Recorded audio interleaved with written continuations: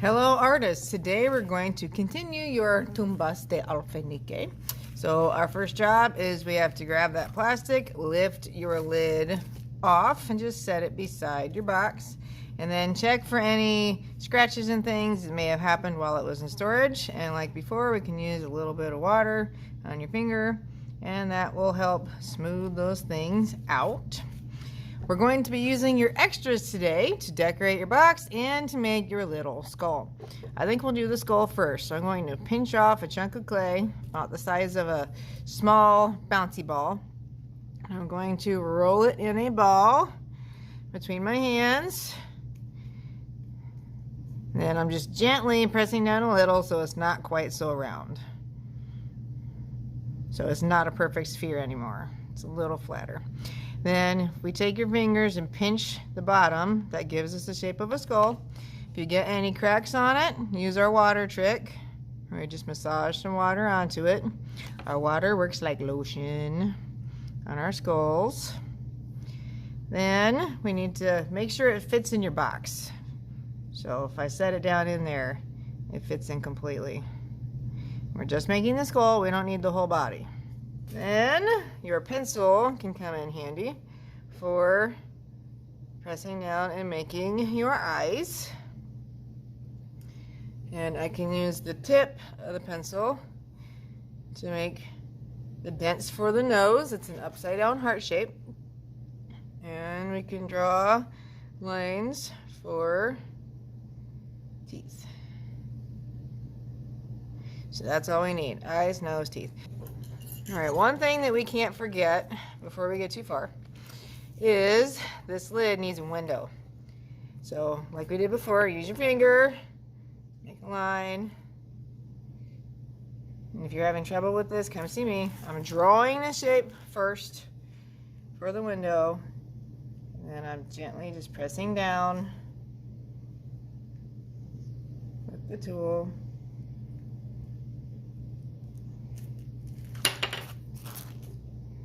And we pop it out. And what do we do to fix rough things? Water.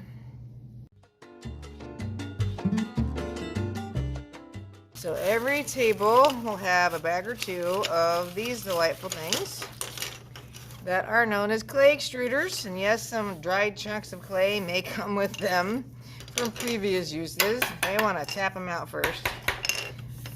Get rid of those dried chunks. Please don't knock them in the floor. Just make a little pile and clean it up later. So you need to look at the ends to see what they do. The one that's going to be the most useful for these would be this little guy. It looks like spaghetti. So what we do is we rip off a chunk of clay, roll it in a tube. Don't overhandle this, and please don't go forcing clay in. It should just drop in loosely. If you force clay in, you're going to have problems later. And we stand it up. 2 hands and press. And I usually have to stand up to do this part. Press down.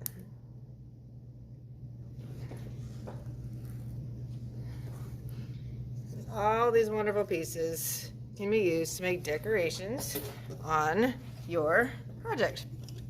And another one I like to use for this one, it looks like flowers. So just like before, roll a tube, make sure it drops in loosely.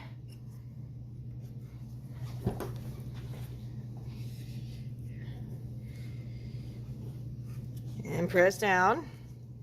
And what we do with this is if we take the loop tool here, we can slice it and you get shapes that look like a flower.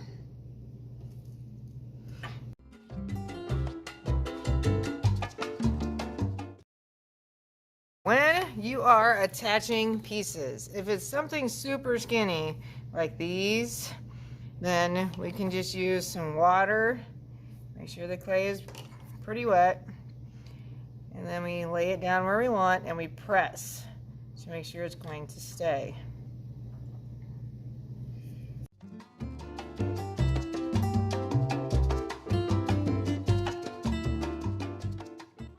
If you're attaching something bigger, like a flower, to your project, that's where we slip and score.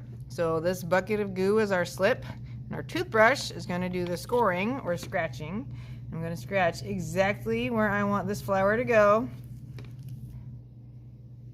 and then press down firmly so it stays on.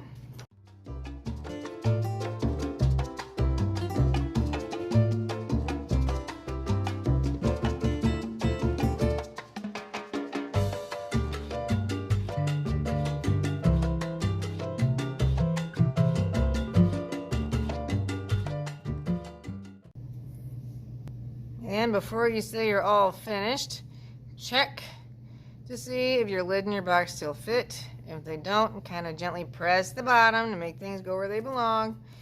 Then we're going to lay this here, and we're going to keep your skull close to your box but not inside it, because I don't want it to get stuck inside there permanently.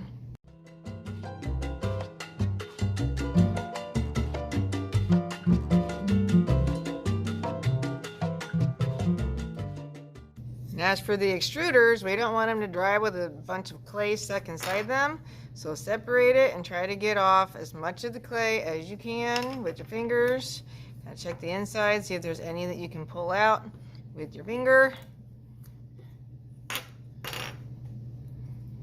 And any extras left over go to me.